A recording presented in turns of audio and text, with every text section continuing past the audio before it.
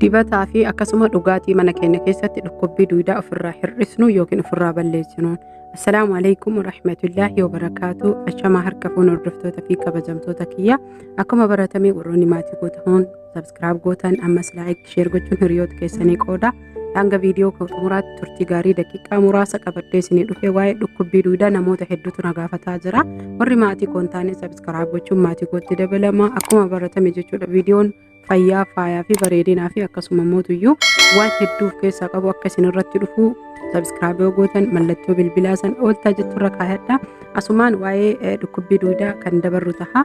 Dhukkubbiin duudaa qoricha akka waan hin qabneetitti namoonni hedduu kan laalanii fi akkasuma dhukkubbiin duudaa maalirraa akka nu dhufu kan beeyne jechuudha, kan hin beeyne jechuudha. Kanaaf har'a daqiiqaa muraasa waan taheef wantoota tokko takka irraa jedhee qofa akkamitti duudaa akkasiin dhukkubuu fi akkasuma immoo qabxiilee muraasa qofa kan irraa dubbadhee achi booda gara qoricha keenya kan hojjannu akkuma baratame kan dabrunudha.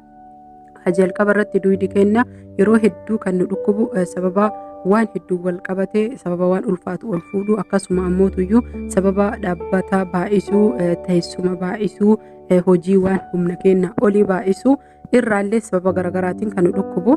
Kana qofa osoo hin tahin duudi furdina garmalee irraallee kan nama dhukkubu akkasuma immoo lafeen namaa yoo dadhabiinsa godhatte yookiin ammootuyyuu albuunni yookiin viitaaminoonni lafee saniif barbaachisan yoo nu keessaa hir'ate kan hedduu nu dhukkubu.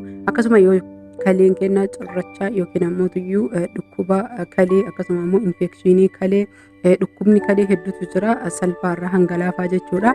Akkuma baratame infekshinii yookiin ammootuyyuu cirracha kalee irraa yoo kan nu dhukkubu ta'e duuda karaa cinaatti karaa qixxee duudaa osoo hin tahini karaa cinaatti kan nu dhukkubu jechuudha. Kanaaf inshallah ta'ala daqiiqaa isinii waan dheeressuu hin barbaannee fi mallattoolee silaa jechuudha akkaataan duuditti nama dhukkubu karaa hedduun jira. Akkuma baratame jechuudha obboleeyyan kiyya dubartii kennaa yeroo ulfaa duudi hedduu kan dhukkubuu fi akkasuma mootuyyuu isa guyyaa biraa kan irraa dubbadhu. Akkuma baratame duudi dubartii yookiin shamarran dhagguu marsaan laguutti dhufullee baay'ee kan dhukkubuu fi akkasuma kan isaan cinquudha. Kanaaf hordoftoota fi kabajamtoota kiyya dhukkubbiin duudaa kuni nama hedduutu ittiin miidhamaa jira. Sababa qorraa irraa tahuu mala, sababa hir'ina wantoota fayyadamanii nyaatarraa tahuu mala, dhaabbannarraa waan humnaa olii hojjechuurraa dhukkubbii kalee irraa tahuu mala. Kanas tahee sanis tahee dhukkubbii qaama keenya keessa jiru namoonni hedduun kan hin beekne fi akkasuma immoo kan ittiin rakkataa turani.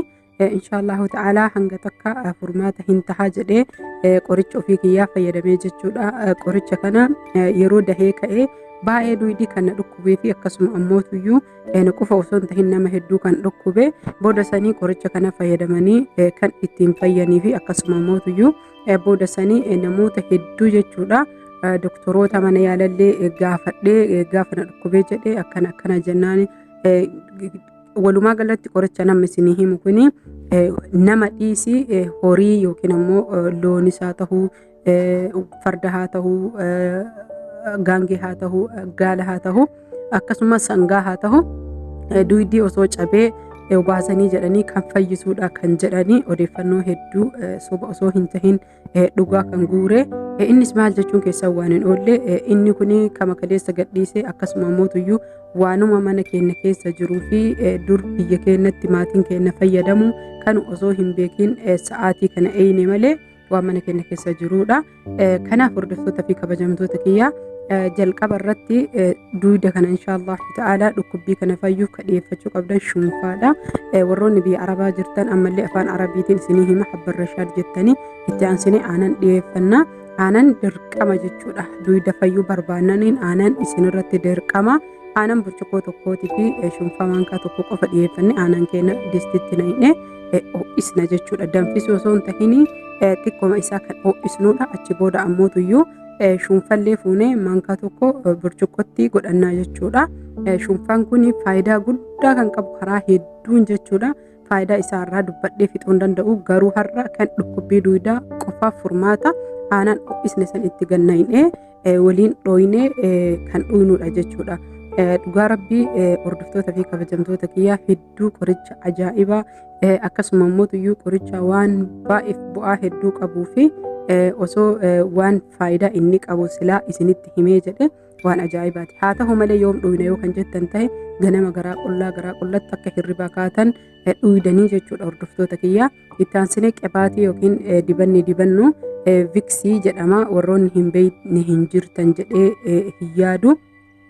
Qibaatiin kuni keessattuu ijoolleen biyya ambaa jirtu biyya arabaa jiran hin beekanii isa kana namni hedduu hin fayyadama jechuudha.